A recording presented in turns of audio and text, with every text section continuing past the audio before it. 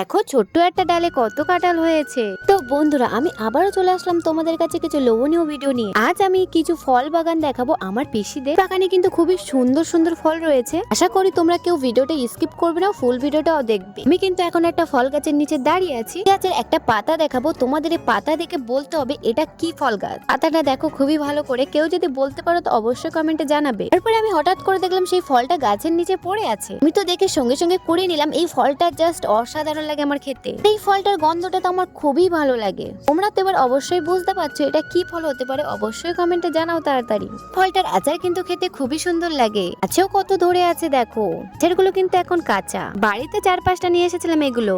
এখন আমি আরো একটা ফল গাছ দেখাবো তোমাদের। এই ফলটা যেহেতু আমার খেতে ইচ্ছা করে না তাও দেখাবো। তোমরা তো এটা দেখলেই বুঝতে পারবে কি ফল গাছ, আমার আর বলা লাগবে না। এগুলো হচ্ছে কাঁঠাল। ছোট একটা ডালে কত কাঁঠাল ধরে আছে দেখো, আরো তো উপরে অনেক ছিল। আমরা এজোর খাওয়ার জন্য একটা পেরে নিয়েছিলাম। ওই লোক পাশে বাসা করেছে।